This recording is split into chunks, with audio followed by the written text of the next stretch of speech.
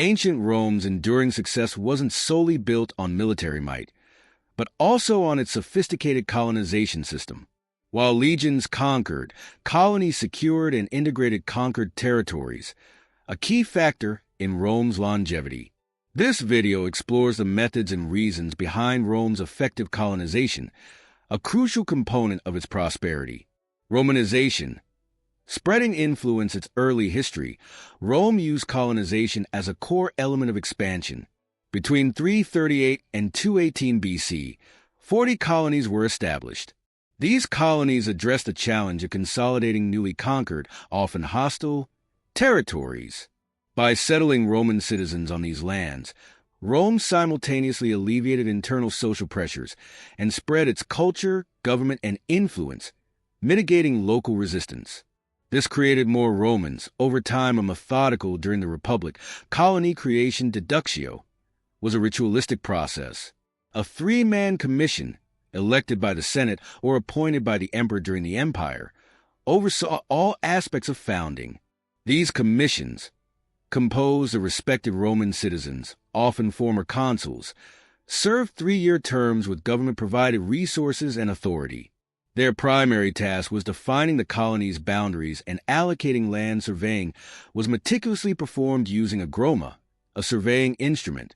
The groma, placed over a central stone marker, allowed surveyors to establish perpendicular axes for laying out the city and surrounding land in a grid pattern.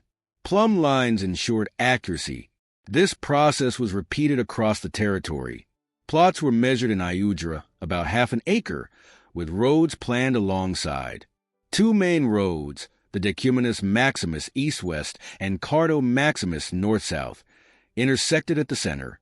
Boundary stones marked plot locations and their distance from these main roads. An example is the boundary stone from Atina, established by Gaius Sempronius Gracchus, which identifies its location relative to the Cardo. The colony of Cosa, founded in 273 BC, exemplifies Roman colonization. Located on a hill in Etruria, it served to protect coastal trade. Archaeological evidence reveals that within the walls, temples and the forum occupied 25% of the space, roads 15%, and dwellings 60%. The walled area covered only 33 acres. But since Cosa was likely founded for 4,000 colonists, most lived on their plots outside the walls, encompassing about 5,000 acres. Land allocation was often random, although some citizens likely traded their assigned plots, safety and protection. Fortified outpost colonies, often located in hostile areas, were built with military considerations. Cosa's wall was substantial, with ramparts and towers, making it a formidable outpost. Strategic locations, such as hilltops, further enhanced their defensive capabilities. These fortified colonies acted as obstacles against attacks on Rome, providing crucial time for mobilizing forces' loyalty and competition.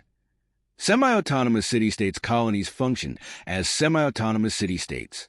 The founding commission established local laws and a government mirroring Rome's. This autonomy, coupled with the promise of land and independence, attracted Roman citizens. The system fostered competition among colonies, with loyalty to Rome being rewarded with increased status and privileges. This encouraged the provision of quality recruits for the Roman army, land, and citizenship. Varying degrees of privileged land distribution varied. While some received large plots, over 10 iudra after the Second Punic War, the norm was around 2 iudra for Roman citizens and more for non-citizens. This seemingly paradoxical distribution aimed to prevent the creation of powerful rivals to the Roman aristocracy. Some Romans even relinquished their citizenship for Latin citizenship to obtain more land. While Latin citizens had fewer rights, they could regain full Roman citizenship under certain conditions. Initially, Latin colonies were more common, but after the Second Punic War, Roman citizenship became more valuable and full citizen colonies gained popularity. Leaders like the Gracchi brothers and Caesar used colonies to build political support, leading to increasing political tension and violence surrounding land allocation.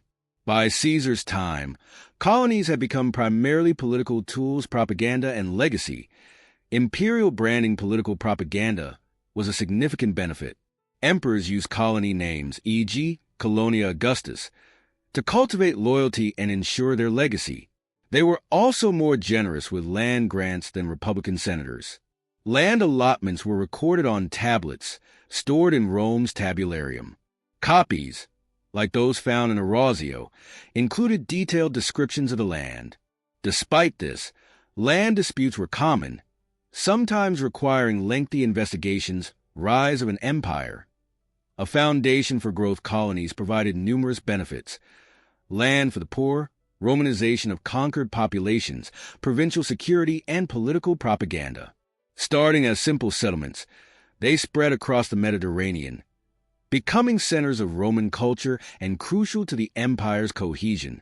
Many modern cities trace their origins to these Roman colonies.